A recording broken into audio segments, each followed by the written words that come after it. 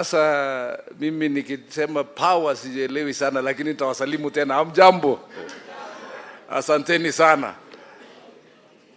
First of all, we want to appreciate your presence, Bwana CS, for coming today in this public consultation meeting with the citizens and residents of Uasin Gishu, especially the young people who are dominant in this meeting. We want to really appreciate you for finding time for that. We want also to appreciate you for giving the opportunity to the honorable members who have just spoken here. And they have really aired out very important issues that we shall continue to consider and budget. I'm sure this morning when you arrived, our governor welcomed you, and we are still welcoming you to take this place and find it a home most of the time, because you've seen the kind of eloquence and excitement you create when you are here. There's a lot of excitement, so it looks like this should be your second home if you do not have a second home. So karibu sana Bwana CS, hapa kuna furaha nyingi, and looks like everybody seems to admire you. For information, the team that are excited with you here most, I believe they must have come from somewhere in Siaya, Nyanza, Suba. So wamepata ndugu yao hapa. Wamepata ndugu yao hapa. So naona makofi mpaka lugha inaongelewa ja German, mara inaongewa English, sababu kuna brothers wao hapa. But we must appreciate Uasin Gishu is for everybody. And Uasin Gishu is such a peaceful place, such a place that all these Juakali fellows, small traders, small businesses, the bunge la wananchi, thrive in sharing wonderful ideas and wonderful information, which I'm sure today has been forwarded to you. And we want to really appreciate them for their contribution and the much they've spoken. I just want to say the Juakali guys are well supported. We know we're having challenges in terms of space and where they can work from. But we've worked with them. Among some of these Juakali guys, we've traveled with them since devolution, and some of them have gone to Rwanda, Burundi, to do business in East African community. So we've really worked as a county government to support our SMEs, and we continue to put up the same strategy. We want to appreciate the national government. We're almost done with our big markets. One of the biggest CBD markets for small traders is near completion now. And this is through the support of the national government, which we must really appreciate. We envisage that by May this year, we shall be hosting a majority of about 6,000 traders just here. We want also to appreciate the land we passed over the national government. The export processing zone is near completion. The spaces there have been planned, and we've had several engagements on how to utilize those spaces for the business community and the manufacturing community. And the process is ongoing, so that as soon as it is handed over, we can have people taking over those spaces and do business. The the industrial aggregation centers, which was an initiative of this government, we are having it in Moiben, and it's ongoing.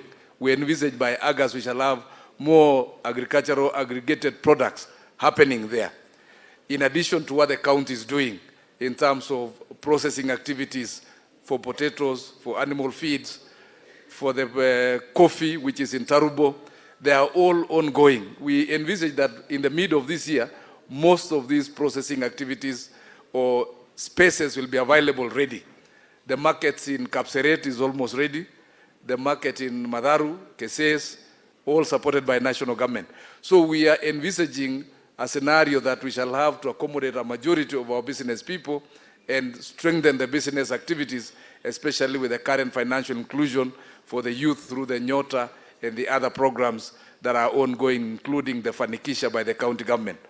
We want to appreciate Treasury, because we've seen the internal governance mechanisms being fixed in this country that have always gone haywire. That is why the cost of living has always gone so high. But this governance that you came and injected has really transformed our country. We may not tangibly see them, but practically changes are happening in this country. I know the naysayers will continue to shout, but this country is in the right trajectory, and we want to appreciate the energy you have put in Treasury to make the changes. We are sure the current activities happening, be it privatization to liquidate some of the institutions that are strategically not earning us income but can be used to earn us income, is very brilliant. When we talk of infrastructure funds, these are brilliant ideas. countries have developed because they took deliberate decisions. And I want to appreciate you, CS, because you people decided to be bold with the president and took deliberate decision to change this country. Otherwise, if we had not taken that and survived on the political noise, we would be going south every other time. So we want to thank you very much. Mine was just to appreciate your engagement here with the citizens of Uasin Gishu and tell you the commitment as a county government of Uasin Gishu. We are focused in transforming this nation, and in a very big way, Uasin Gishu is focusing in that transformation. I know the infrastructure designs that are happening, the ones the national government are supporting us. Recently, we had members of parliament here and the senators discussing how we can restructure the infrastructure to be able to hold the fuel across when heavy trucks cross this county. And you can see the vision of this country. We are headed in the right direction. We believe the support you are giving to the president will transform this nation, and we shall achieve in the shortest time possible in our generation and time. I want to introduce our members of County Assembly who are here, Cherono and our representative of the persons with disability. Maybe you can stand, give them a microphone to say jambo, because, or you can come ahead. I also have members of our staff. Our Nixon is our chief officer in charge of economic planning. Actually, he should be taking notes in this forum because he's part of the guys who do the budgeting. So, waheshimiwa, just mpatie tu waongee, alafu Mheshimiwa Cherono pia utasalimiana. Asanteni, karibuni.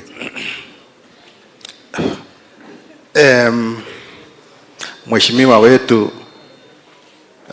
wa fedha na waheshimiwa wengineo, waheshimiwa wenzangu kama Mheshimiwa Nono na wananchi wetu wa bunge la mwana bunge, mniruhusu niwasalimu nikisema mchambo. Mimi kwa majina naitwa Mheshimiwa Robert Kering. Mimi ni yule ndio nawakilisha watu ambao wanaishi na mahitaji maalum katika jimbo hili letu mheshimiwa la County Assembly ya Uasin Gishu. Mimi sina mengi mheshimiwa, la zangu mimi ni machache, ni mambo mawili. Kwanza nataka kukushukuru na kusema pongezi kwa kuwa wewe ndio unamsaidia Mheshimiwa Rais wetu kwa mambo na fedha. Mimi ninakupongeza, kazi yako ni sawa na usiti kufanya na mheshimiwa kwa ya mambo hayo ya fedha. Pili mheshimiwa, kwa niaba ya watu ambao wanaishi na mahitaji maalum, nataka nikusie mambo mawili nikitanguliza na yale yaliyofanyika kule kwa yule mwanafunzi aliyejaribu kwenda shule la Lenana, na kwa roho yake na ndoto yake alikuwa asomee mali pale mheshimiwa. Lakini la kushangaza ni kwamba huyo mwanafunzi alirudishwa. Nikirudi nyuma pale 2010, katiba yetu ya Kenya ilituruhusu sisi ambao tunaishi na ulemavu tutoke Kenya nzima na tukushiriki tunda la taifa hili na wenzetu ambao ni regular people kwa pamoja. Na juzi 2025 rais akatia sahihi kitole ile akti ya 2025 kuwa tukue kwa pamoja. Lakini la kushangaza ni kwamba yule mwanafunzi alirudishwa pale mheshimiwa. Gani imagine ati sababu wako na ulemavu. Kwangu mimi nikiwa mmoja ya wale walemavu, nasema hilo jambo si nzuri. Muyaangalie sana, tukue tunajumuika na wale wenzetu, tukiwa ndoto zetu tuipeleke mbele kwa kila shule, ili tujulikane pia na sisi kwa mambo ya elimu. Mheshimiwa, hebu tafakari na uangalie ya kwamba haikuwa sawa na sheria inaturuhusu, tutaichukulia kwa uzito, hata sijui huyo mwanafunzi wako wapi. Sawa. Pili, mambo ya capitation. Unaposhughulikia hizi fedha, nikiwa mmoja, angalia wenzetu, sisi wale wanafunzi ambao wanaishi na ulemavu, ama kwa kila jambo ambao inahusika na ulemavu, utuongezee. Hilo ndio lombi langu, ya kwamba uongeze sehemu hiyo, ili hata na sisi tufurahie na tuachieve kwa ile dreams zetu. Mimi saa hii sioni, na Mzungu alisema ya kwamba disability is not inability. Hii pesa tukipata, hata tunaweza kuwa tunaendeleza biashara tena zaidi kama wale wengine. So mheshimiwa na Wakenya wenzangu, nataka niseme pongezi, nimefurahia kikao hili, na niseme ya kwamba broad based mbele, tufanye kazi pamoja. Asante. Asanteni sana, mbarikiwe. Asante sana. Jina tu. Bwana Waziri, mbunge wetu, county commissioner, viongozi wote, Bwana Yesu asifiwe. Comrade power. Kwa majina naitwa Paul Kiprotich Rob. Mimi nimefanya kazi na UDA, mwarakishe hiyo maongezi, ili hiyo shilingi 6,000 yenye baba alisema tutapata, wengine wetu wapate. So ya mwisho, Bwana CS wetu wa county, kuna mahali ulikosea kidogo, na nafikiri utaomba msamaha. Hawa sio wakaaji wa Siaya, hawa ni wakaaji wa Uasin Gishu, wamezaliwa hapa, tumelelewa pamoja na wao, tuko shule wote. So kwa hiyo uliteleza kidogo, utaomba msamaha. Asanteni sana. Comrade power. 2027 kwa majalia Mwenyezi Mungu, mniombe mnishike comrade mwenzenyu, mbunge Kapseret constituency. Asante. Hamjambo. Hamjambo tena. Hamjambo wenye Uasin Gishu. Our CS, FCPA Mbadi, CPA Ruto ambaye ni mbunge wetu, msijali, Kalenjin niko hapo ndani. CPA Ruto, County Commissioner wetu, our very hardworking leader of security and other matters here in Uasin Gishu. Every other leader that have not been able to recognize, all the stakeholders, good afternoon. Leo kwa sababu tuko na mgeni mkubwa sana, CS mzima wa fedha. Sisi watu hapa ground tunyamaze, tumsikize wote. Sinimpe nafasi. Kwa hivyo singependa kuongea zaidi ya hapo. Mimi naitwa Mheshimiwa Cherono Caroline Ono, na ningependa tu kumpongeza. Sijui kama mnajua alikuwa hapa 2 weeks ago. Mnajua na akatujengea kanisa moja pale Kapkoi, akahakikisha kwamba amepatana pia na wafanyabiashara, akahakikisha kwamba amewapea masikio. Kwa hivyo leo vile amerudi, for the very first time we have a CS of finance ambaye anasikiza. Letu tu ni kumpea support. Nataka niwahakikishia kwamba tangu ashike nafasi hiyo katika ofisi ya finance, nyinyi mmeona governors wakishika matawi wakisema pesa imechelewa, sio maneno ilisimama. Tunakushukuru, we can see your work. Tungependa pia kushukuru kwa sababu ya mambo ya autonomy ya county assembly. Hivi sasa na kwa muda mrefu tumekuwa tukitegemea, as the two arms of government tunategemeana, lakini ile financial independence ambayo mmetupea, tutahakikisha kwamba tumejikakamua pia kama legislature increase ile jambo linaitwa absorption rate. Hadi hapo karibu sana, asante. Mheshimiwa CS, Mheshimiwa MP wa Keses, kwa majina naitwa Nixon Cheplong, mimi ni Chief Officer wa Economic Planning, and we want to appreciate you for the restructuring the Department of Economic Planning. It is currently working towards the right trajectory, and we really appreciate it. Thank you. Thank you very much. As we continue with our meeting, I know our CS will be finalizing this discussion in the next 1 hour or so, less than that. Sorry, we want to recognize our PSS. You know, PS Economic Planning and your colleague. Looks like it skipped my mind. So karibuni was in Gishu. Next time I'll not forget that. Apologies. I want to invite I know there is a representative of our senator, Mr. Simon Kemei. Just stand up and wave. Kemei is our manager at the senator's office. So karibu. Ningependa kumkaribisha my MP, Honorable CPA Ruto, so that he can give his comments or his remarks. Alafu atakaribisha PS. Alafu PS sasa utakaribisha bwana CS. Karibu mheshimiwa.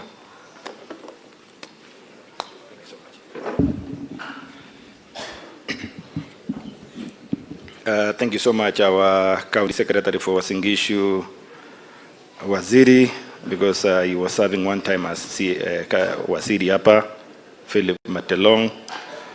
Our Cabinet Secretary, National Treasury, FCPA, John Mbadi. Our two PSS, Makoa and Odede for investment and asset management for the country, and Makoa for the national planning. Na wananchi watukufu ambao wamejitokeza kwa wingi kufika hapa kwa siku maalum ambaye tumeitwa na waziri wetu wa fedha kuja kujadiliana pamoja masuala ya mipango za kiuchumi, mipango za bajeti yetu ya taifa la Kenya, na kila mmoja ambaye amefika hapa. Bwana asifiwe. Leo ni Jumapili. Bwana asifiwe. I'm sure you must have started this meeting with a word of prayer. Comrades, power. Umetulia? Na si soka hapa. Comrade power. Wenye wako huko? Iko njaa?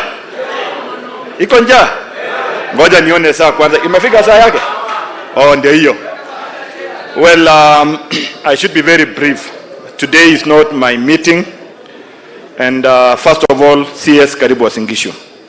On behalf of the leadership of this county, together from governor, the elected members of parliament, senator, and all those who never met to be here, we want to say karibu sana. We want to thank you, Bwana CS. Since day one, you are brought in as a cabinet secretary for National Treasury. And we were informed, some of us whom we were in UDA, the bottom-up agenda. And you on the other side, I don't know, the agenda was, we are two different agendas. Ilikuwa shida kwetu kukubali. It took us time to be convinced by the president that it is possible for us to work with the people we were competing against. I remember in the National Assembly, the CS Mbadi was sitting on the other side. Except that he's an accountant like me. And I would listen to him when he takes microphone to talk and agitate or castigate or bring out issue on opposing what the government is saying. We were not ready to work. We were not ready to accept. But who is God? Today, the National Treasury of the Republic of Kenya is sitting at the County Hall of Eldoret. We've had several ministers of the National Treasury there before. The very strong and powerful ones. But at no time did they Lord themselves to come to where our 90 are so that we discuss the national issues together and agree on how to take our nation. Bwana Waziri, thank you so much. Thank you so much.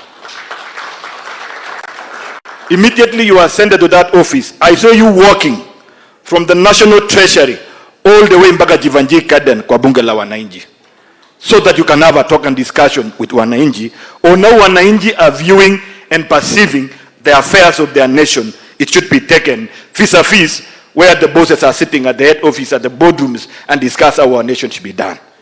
Today on Sunday, you are here in Eldoret. I'm informed that this is not the first county you have visited. You have come through several counties, even from Migori. You are here today, and this week you are still moving across the nation. You as a cabinet secretary.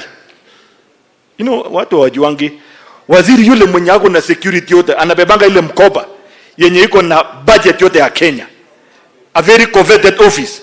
And you are here listening to our wananchi leo wamekuambia maneno yao. And be able to respond to them and speak out to them. Last year, the other year, 2024, I'm in parliament. All of us know what happened. We almost lost our country on finance bill of 2024. But Waziri, if you would listen, the contentious issues which were being profound at that time, and most of them were information that had already been distorted and is misinformed. But because the CS was sitting in the office and he could not speak about his own finance bill, Macu people would be blaming Parliament. The owner and the originator of the budget and finance bill is this man who is sitting here today. all the proposals is the one who is bringing out. It makes difference for him to come and speak about here in Eldoret, speak about in Nairobi, before when they come to parliament, so that 190 can enrich it, 190 can support it. Because all of us, we have got one agenda. We want to develop our nation. Right now, Waziri, I've had a student talking about the cost of education. And it's a privilege, I'm sure you'll get a moment to speak to us about the real cost, the nominal cost of education from ECD, primary, secondary, up to university. Because it is our desire as a nation that education being a basic social security need, it should be as cheap, it should be taken by the government so that we have a literate society. Society with knowledge, society that has acquired literacy, is society that can be progressive. We really want to know where we are going. Lastly, because it's not my time, I've just come to welcome you. I know Kenyans are following. On Tuesday, you appeared in our committee. I sit in the Committee of Finance and National Planning, where we are oversighting the Department of National Treasury. And you came to lay the grounds of why you, as the owner of all and every investment in the Republic of Kenya, up to including the investment in Safaricom, why you think it is that time we need to exercise the assets we have and generate revenue to finance our budget, the deficit in the budget vis-a-vis borrowing that is becoming untenable as we talk right now. I'm sure you must have laid our budget structure. Looking at our budget for financial year 2025-2026, for people who have been keen and following, if you remove the money that are going to counties, around 500 billion, you remove the money that are going to recurrent, almost 1.something billion, that is PE, personnel emolument, and those that are supposed to support the operation of the government, there is an element which is of a priority in nature. It is called consolidated fund services, which has grown to almost 1.4 trillion. The component of that CFS is nothing but repayment of loan interest, not even the principal. And if we continue like this, rest be assured, is either we are going to agree as a Kenya one day and say we stop running the government of the day and pay off the debts and close the nation for 1 year or 2 years without any development. But I don't know where we are going to survive. How will our health services survive? How will our education survive? So we must come to a point of discussing and agreeing together as a nation, not as a person, as a nation, disregarding our boundaries in political persuasions, disregarding our boundaries in religious persuasion, disregarding our boundaries in ethnical persuasion, and agree that as a country, Kenya, with the entire 43 tribes, we must come to a point of honesty and transparency and agree to make a decision, a very tough one, so that we can offload and relieve ourselves from the shackles of the dead. And that is why we are ready to support you. We are ready as a National Assembly to support you. Exercise. The only thing that these Kenyans will be asking Waziri, when you receive this money, with clarity, or where are we going to put this money so that we can see growth of our economy and be able to reinvest back in the future opportunities and we sustain our nation. Otherwise, leo sitasema mengi ya nyumbani kama kwa niaba ya viongozi na kukaribisha nyumbani. The other day you were here and I'm sure you were able to meet someone na ukasema utarudi. Si Waziri ni mtu mzuri amerudi tena leo ama namna gani? Hii maneno ya expert iko sawa sawa, mnaonaje? Iko chonje ya expert. Wa huyu FCV Mbadi. Wangapi wanakubali serikali iko sawa with the experts coming in? Tuko pamoja. Muinue tena mkono waziri aone. Wangapi we are comfortable with the experts being in the cabinet? Thank you so much. Si namna hiyo? Sio ndio Kenya tunataka? So waziri mkiendelea namna hii, hata hii broad base naona hii watu wamekubali. Tunangojea hiyo maneno mliongea Mombasa tumalize by May. Hii serikali inakuja tuendeleshe mbele, na tukimaliza yule rais atafuata ni John Mbadi, si mtu mwingine. Mwenye anaendesha Kenya Treasury William akimaliza, John Mbadi tuendelee mbele. With that much I've said, allow me now to invite my two PSS. Odeda, I see you already come over, and then my PS for Makoa for economic planning. Ile maneno ya CDM mnasemanga si tunakula. Mwenye CDM ni huyu, atawaambia leo. Hii CDM mnasemanga tunakulanga sisi. Huyu ndiye anawekanga, huyu ndiye anafanya board ya NGCDF ni yake, yeye ndiye anaelea committees. Mkiona CDF inafanya mzuri cases ni juu ya huyu. Asante sana, karibu sana. Thank you.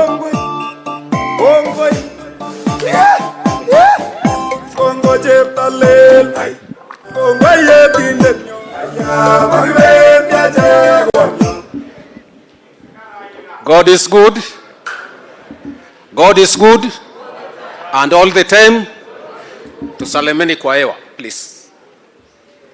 I didn't know that this hall is that big. When you sit in front, you think we are having only a few people in this hall. Our Cabinet Secretary, the National Treasury, the area MP, the Ngao team represented here, my fellow Principal Secretary, Dr. Boniface Makoa, members of Parliament, those who are here, I think some of them have left, members of County Assembly together with the Executive, the business community, student leaders from various institutions of higher learning,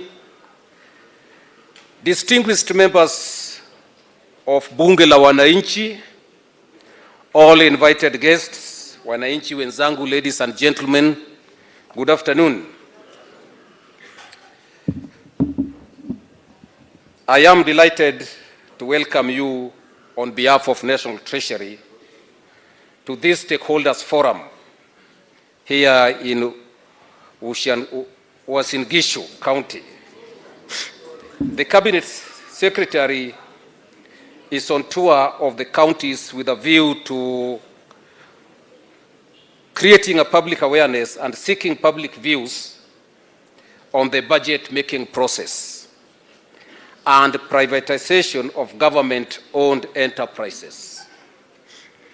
We started this journey in Migori County, then Kakamega, and now today we are here at the home of champions. Subsequently, this bandwagon will head to Nakuru, Kiambu, Meru, Garissa, and Kilifi counties.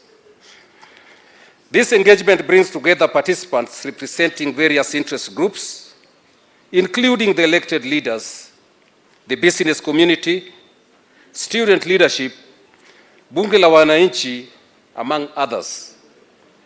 This is in tandem with the Constitution requirement for public participation in formulation of government policies, programs, and legislation.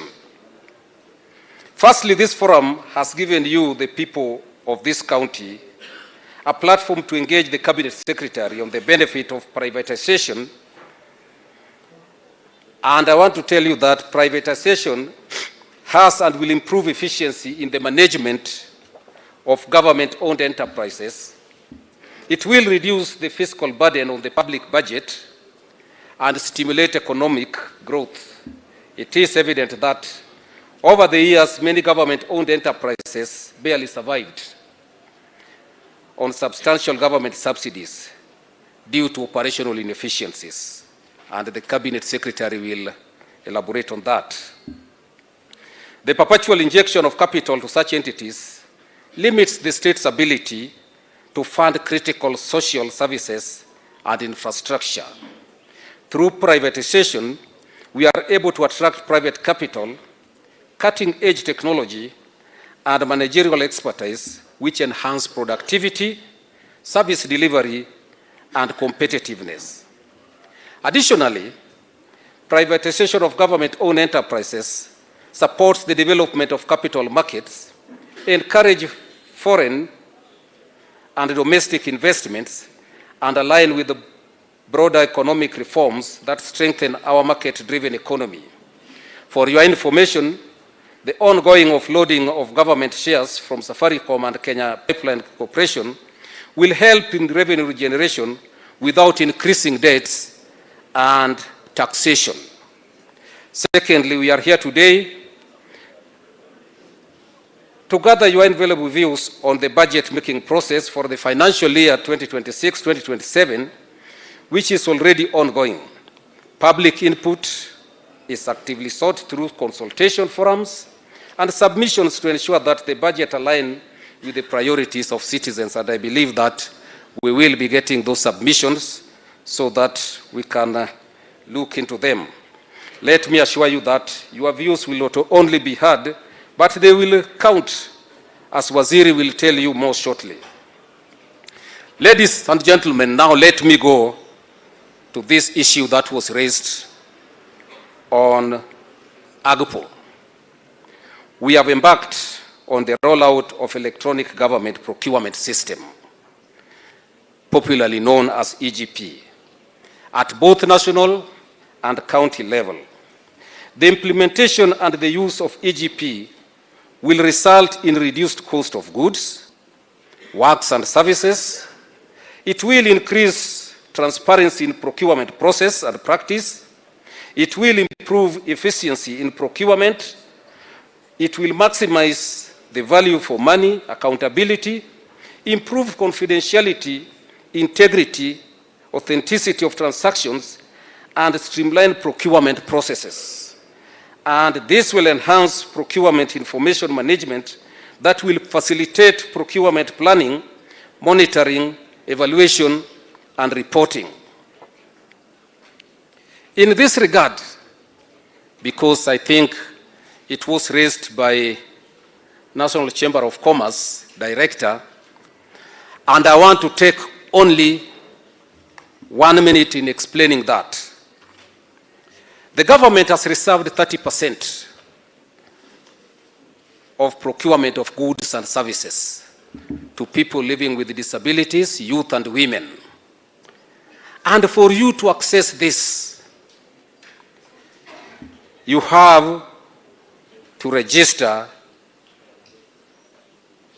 Access to the government procurement opportunities, that is AGPO.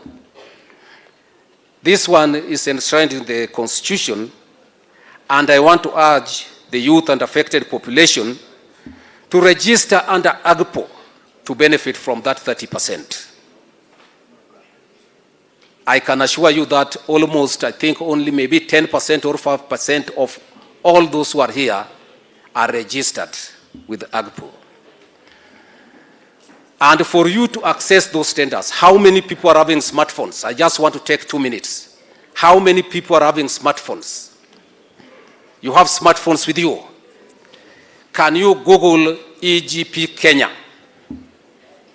I want to tell you today, just as education, so that you can know how to access those things. How many have Googled EGP Kenya? EGP Kenya. Badu, you are there. Then click that one, you will see the window of EGP. Once you see that window EGP, click procurement plan. You will see all that the government has budgeted for the last financial year. This is 2025-2026. Click any state department, even if it is the office of the president. You will see all the things that they are planning to procure this financial year. If you want to know the tender, there is a window on your right, tender. Click tenders. You will see all the tenders that have been published. And that is where the AGPO, those youth, women, and those living with disabilities, you can pick what you want to tender there. Once you tender, it is restricted for you. Nobody else will get all whatever you have you intend to procure for the government. So that is how to go about it. And in this regard, I urge the people of this county to register their companies in EGP system in order to access government procurement. And this also goes to the suppliers, the Chamber of Commerce. I have organized a sensitization to the suppliers, and this will start in February. We are doing together with the Chamber of Commerce so that the suppliers can know how to navigate EGP. Take this opportunity, because if the counties don't spend, if the national government don't spend, then we are affecting the revenue that is supposed to be collected. And again, this is the revenue that the CS is going to budget for. So, you will agree with me that This is one sure way through which our women, youth, and persons with disabilities can benefit from the budgeting process, given that a big chunk of government budget goes to procurement.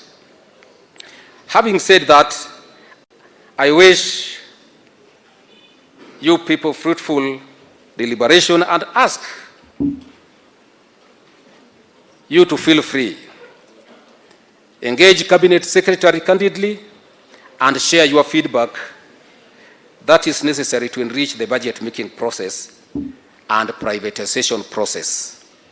And with those few remarks, it is now my singular duty and pleasure to invite my fellow Principal Secretary to come and make his remarks, and thereafter invite the Cabinet Secretary now to answer all your questions. Thank you very much.